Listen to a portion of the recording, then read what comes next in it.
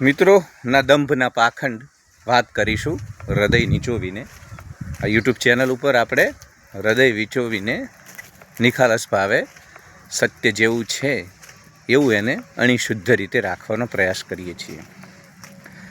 આપણા સૌને ખબર છે કે શિક્ષણ એક એવું માધ્યમ છે, એવી વ્યવસ્થા છે કે જેના થકી માણસ પોતાનો સામાજિક દરજ્જો બદલી શકે. માણસ ગમે તે સમાજમાંથી આવતો હોય, માણસ ગમે તે જાતિમાંથી આવતો હોય, એ વંચિત અથવા તો આર્થિક રીતે નબળા સમાજમાંથી આવતો હોય, એવા સમાજમાંથી આવતો હોય જ્યાં સંસાધનો ન હોય, તો પણ જો માણસને યોગ્ય શિક્ષણ મળે અને માણસ ગુજરાત પબ્લિક સર્વિસ કમિશન એટલે કે જીપીએસસી જેવી વ્યવસ્થાઓમાં જઈ અને એ પરીક્ષાઓ પાસ કરી લે તો એનો સામાજિક દરજ્જો બદલી શકે છે, એનો આર્થિક દરજ્જો બદલી શકે છે અને સમાજ પણ એને એક્સેપ્ટન્સ આપે છે, એને સ્વીકૃતિ આપે છે. પરંતુ કમનસીબે આપણા સૌને ખબર છે કે છેલ્લા 1 વર્ષથી 2 વર્ષથી ગુજરાતની અંદર જેટલી પણ સ્પર્ધાત્મક પરીક્ષાઓ યોજાય છે એની અંદર કાં તો પેપર ફૂટી જાય એટલે પરીક્ષા રદ કરવી પડે, પરીક્ષા લઈ લેવામાં આવે તો ત્યારબાદ નિમણૂક પત્ર આપી દીધા બાદ પણ ઘણી બધી વખત પરીક્ષાઓ રદ કરવામાં આવે છે અથવા તો એ નિમણૂક રદ કરવામાં આવે છે. આ વિડીયો બનાવવાની પ્રેરણા મને એક ઘટનાથી મળી.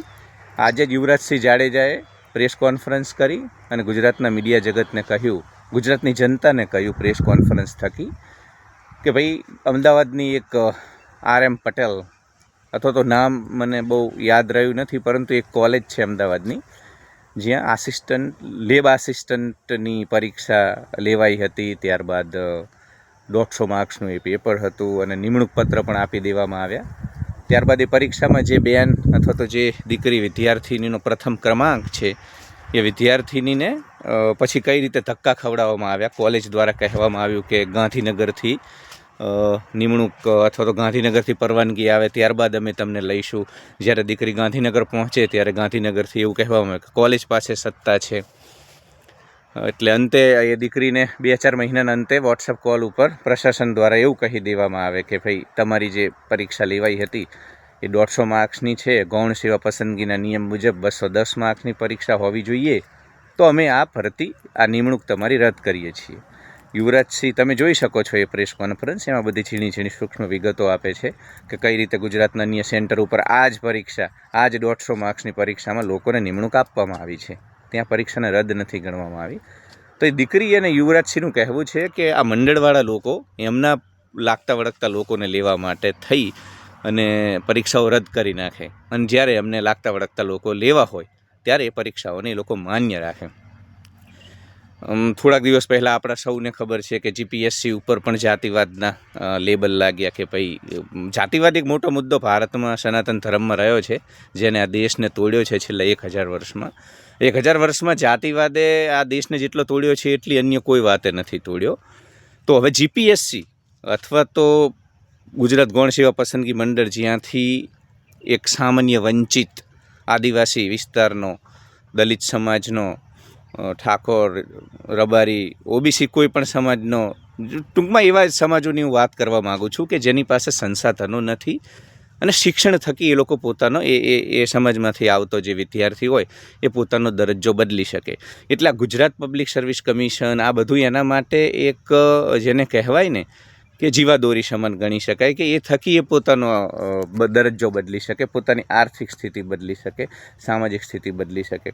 પરંતુ ગુજરાત પબ્લિક સર્વિસ કમિશન ઉપર જ જ્યારે ગેરરીતિના આરોપ લાગે, જ્યારે જાતિવાદના આરોપ લાગે કે ભાઈ ચોક્કસ જ્ઞાતિના ચોક્કસ કહેવાતા સવર્ણ સમાજના લોકોને જ લેવામાં આવે છે, પ્રિલિમ અને મેઇન્સ એક્ઝામમાં જેના સૌથી વધુ માર્ક્સ હોય અને ઇન્ટરવ્યૂમાં ઓછા માર્ક્સ આપવામાં આવે છે, અને ચોક્કસ જ્ઞાતિના લોકોને પ્રિલિમ અને મેઇન્સમાં ભલે ઓછા માર્ક્સ હોય પરંતુ ઇન્ટરવ્યૂમાં ખૂબ જ માર્ક્સ આપવામાં આવે છે.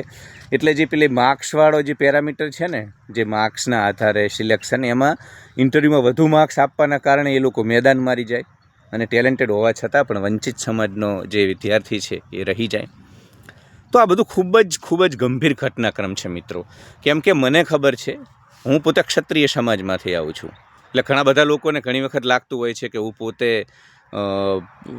મતલબ પીડિત હોઈશ એટલે આ વિડીયો, તો એવું નથી. હું ક્ષત્રિય સમાજમાંથી આવું છું અને મારી સામાજિકથી લઈ અને બધા પ્રકારની સ્થિતિ સારી છે, પણ હું એટલા માટે વિડીયો બનાવું છું કેમ કે હું મારી જાતને સનાતની માનું છું.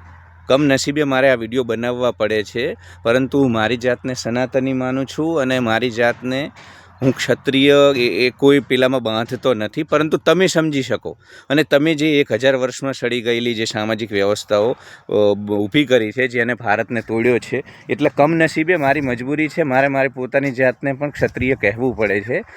તો હું સનાતની છું અને સનાતની હોવું અને સનાતની રહેવું જ આપણા સૌ માટે સાંસ્કૃતિક રીતે હિતકારી છે. મેં કહ્યું ને 1000 વર્ષમાં આપણે તૂટ્યા છીએ, ખતમ થયા છીએ અને હજુ પણ થઈશું.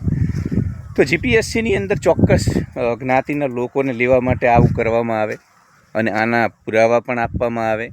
જીપીએસસી આપનારા વંચિત સમાજના વિદ્યાર્થીઓ દ્વારા કહેવામાં આવે કે આ હકીકત છે. અને તમને સૌને આપણને ખબર છે કે ધુમાડો હોય તો અગ્નિ હોય. વારંવાર જો કોઈ પણ પ્રકારના આક્ષેપ લાગતા હોય તો એ આક્ષેપો ભલે દુનિયાની કોર્ટમાં સાબિત થાય કે ન થાય, પરંતુ એમાં તથ્ય તો હોય છે. માનવનું મન અલગાવવાદી છે, માનવનું સાયકોલોજી અલગાવવાદી છે, આપણને સૌને ખબર છે. વહાલા દવાલા કરવું એના ઇન્સ્ટિક્ટમાં છે. તો આ બધું થતું હોય ત્યારે આપણને મને એ વંચિત છોકરો યાદ આવે જે ગામડામાંથી નીકળી અને કેટલો બધો સંઘર્ષ કરી.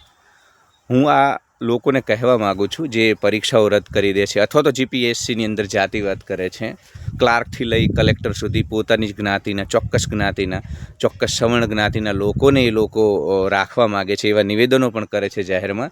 એ લોકોને હું કહી દઉં કે તમને નહીં સમજાય પીડા. એક વંચિત સમાજનો વિદ્યાર્થી જ્યારે ગામડું છોડી અમદાવાદ આવે ને, તો એ અમદાવાદમાં રહેવા માટે 15-20 હજારની પહેલાં તો વ્યવસ્થા કરવી પડે છે.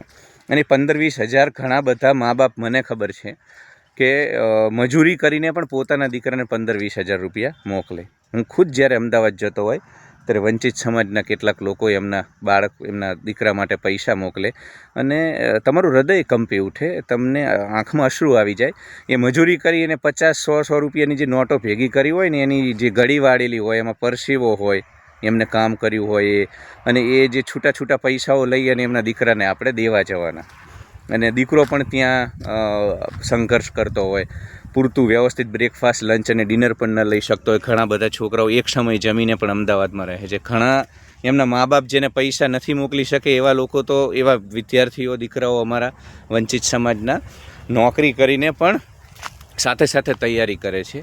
અને આ બધું કરીને પણ ભારત 150 કરોડનો દેશ છે, એટલે કટ્ટર ગળાકાપ પ્રતિસ્પર્ધા, એક 0 પોઈન્ટ માર્ક્સની પ્રતિસ્પર્ધા અને આટલી કટ્ટર હરીફાઈને પાર કરી અને જ્યારે નિમણૂક સુધી વાત પહોંચે, તમે મેરિટમાં આવી જાઓ અને ત્યારબાદ રદ કરી દેવામાં આવે, તો શું વીતતું હશે? અથવા તો જે વિદ્યાર્થીઓ હજુ અહીંયા છે, જે લોકો 10મામાં 12મામાં છે, એ બધા સુધી જ્યારે આ સમાચારો પહોંચે કે ભાઈ જીપીએસસીની અંદર જાતિવાદ, આપણે ગમે એટલું કરીશું તો એ ચોક્કસ સમાજના લોકો જે એવા નિવેદનો આપે છે કે ક્લાર્કથી લઈ કલેક્ટર સુધી અમારા લોકો, તો આ વિદ્યાર્થીઓના મનોબળનું શું થતું હશે? અને લોકો, હું ધન્યવાદ આપવા માગું છું. હું ખૂબ જ પારદર્શક રીતે બોલવા માગું છું. હું ધન્યવાદ આપવા માગું છું અને નતમસ્તક છું ઠાકોર સમાજ સામે, ગુજરાતના. દિલના ભોળા એવું કહેવામાં આવે છે, પણ ખરેખર એ લોકો દિલના ભોળા છે. જે લોકોની 45%, 48% વોટ બેંક હોય ગુજરાતમાં, પણ સાહેબ એ લોકો જાતિવાદી નથી. એ લોકો ક્યારેય એવા નિવેદન નથી આપતા. આઝાદી પછી આપણને ખબર છે કે ચોક્કસ સવર્ણ સમાજના લોકો જ અહીં સત્તામાં રહ્યા, ચોક્કસ સમાજના લોકો જ મુખ્યમંત્રી બન્યા, ચોક્કસ સમાજના લોકો જ સહકારી સંસ્થાઓમાં પણ રહ્યા, ખાનગી સંસ્થાઓમાં. તો બધી જ જગ્યાએ ચોક્કસ સમાજના લોકોનું વર્ચસ્વ રહ્યું. તો પણ આ વર્ચસ્વ ગુજરાતના જે ઓબીસી સમાજ છે, વંચિત સમાજ છે, એ લોકોએ સ્વીકાર્યું. એમને ક્યારેય તમે સમજો કે ગુજરાતમાં ક્યારેય જાતિવાદી રાજકારણ થયું જ નથી. અને આજે ગોંડલ જેવી એક સીટ ઉપર જ્યાં એક ગરાસિયા ધારાસભ્ય છે, તો ત્યાં જાતિવાદ આ જ લોકો કરે છે. જે લોકો સૌથી વધુ સત્તામાં રહ્યા, જે લોકોના નામે ગુજરાતની ઓળખ છે, જે લોકો ઉપર જાતિવાદના જે આરોપો લાગે છે જીપીએસસી જેવી સંસ્થાઓમાં, પણ આ લોકો જ ગોંડલમાં જાતિવાદ કરી રહ્યા છે. ગોંડલની અંદર એક ગરાસિયા ધારાસભ્ય જે છે એ એમને પોસાતો નથી. તો હું આ લોકોને કહેવા માગીશ કે ભાઈ તમે સોસાયટીની અંદર જાતિવાદ કરો. સોસાયટીમાં જ્યારે કોઈ રહેવા આવે અન્ય સમાજનો સનાતની માણસ, જે માણસ તમને સનાતની તરીકે જોવે છે, જે માણસ તમને પોતિકા તરીકે જોવે છે, એ માણસને તમે સોસાયટીમાં મકાન ના આપો. સોસાયટીના વહીવટથી લઈ દરેક જગ્યાએ તમે લોકો અન્યાય કરો, એને પારકો હોવાની અનુભૂતિ કરાવો. તો મને ઘણી બધી વખત થાય છે કે આપણે હંમેશા વિધર્મી લોકોની વાત કરીએ છીએ, અન્ય ધર્મના લોકોની વાત કરીએ છીએ કે એ લોકો આપણા ઉપર ખતરો. તો શું આ બધો અલગાવ તમને ખતરો નથી લાગતો? અને શું વિધર્મી લોકોની અંદર જ સંકુચિતતા છે, ક્ષુલ્લક વિચારધારા છે? આ પ્રકારના લોકો જે સોસાયટીમાં બીજા સમાજના લોકોને સનાતની પણ નથી માનતા, પોતાના નથી માનતા અને પ્રવેશ નથી આપતા, ક્લાર્કથી લઈ કલેક્ટર સુધી નિવેદનો કરે છે, શું આ બધું તમને ખતરનાક નથી લાગતું? શું આ બધું ગુજરાતને તોડનારું નથી લાગતું? શું આ બધું સનાતન ધર્મને તોડનારું નથી લાગતું? વર્ષ 2025માં આ વિચારધારા છે લોકોની. અને જીપીએસસી ઉપર જ્યારે આ પ્રકારના આક્ષેપ લાગે તો કઈ વિદ્યાર્થીઓ એનું મનોબળ તૂટી જશે. કેમ કે મેં કહ્યું એમ, એને અનેક સંઘર્ષો પછી એ પાસ કરે પરીક્ષા અને ત્યારબાદ જો તો મોરલ તૂટી જશે. એટલે જીપીએસસી ઉપર, સ્પર્ધાત્મક પરીક્ષાઓ ઉપર જે ગ્રહણ લાગ્યા છે, જે આક્ષેપ થયા છે, એને લઈ હું ચોક્કસ કહીશ કે આવનારા દિવસોમાં વિદ્યાર્થીઓનું મનોબળ તૂટી જશે ને તૂટી રહ્યું છે. કેમ કે આટલું કર્યા પછી પણ જો માત્ર જાતિના આધારે અને આ લોકોની ગેરરીતિના આધારે એ લોકોને મળતિયા અને માનીતા, જે લોકોએ એમને ભ્રષ્ટાચાર કરી ડોનેશન આપે લાખો રૂપિયાનું એ લોકોને જો એ લોકો લઈ લેવાના હોય તો શા માટે કોઈ મહેનત કરે? અથવા તો મહેનત કરવાની હોશ પણ કઈ રીતે કોઈ માણસની અંદર, કોઈ વિદ્યાર્થીની અંદર રહે? ગોંડલની વાત કરું કે ભાઈ ગોંડલની અંદર એક ધારાસભ્ય સાહેબ, ક્ષત્રિયોએ જ્યારે આ રાજ્યને બનાવવા માટે, આ દેશને બનાવવા માટે પોતાના રજવાડા આપી દીધા, કૃષ્ણકુમાર સિંહજી જેવા લોકોએ ને અન્ય તમામ લોકોએ, અન્ય કાઠી દરબારોએ પણ, સૌરાષ્ટ્રમાં 100 કરતાં વધુ ગરાસી અને કાઠી દરબારોના રજવાડા હતા. તો એ લોકો અલગાવ અને સંકુચિતતામાં હોત કે ભાઈ અમે તો અમારા ગરાસ નહીં દઈએ, જે એમને તલવારના જોરે લડી વિધર્મીઓ સામે લડીને પણ સાચવીને રાખ્યા હતા, એ ભારતમાંના નિર્માણ માટે, અને એમાં કોઈ નવાઈ નથી. ક્ષત્રિય તરીકે હું પણ સ્વીકારું છું કે આપવા જ પડે. તો લોકો જો આટલું મોટું મન રાખતા હોય તો આપણે શા માટે આ જીપીએસસીની અંદર જાતિવાદ અને આ પ્રકારની ગેરરીતિઓ?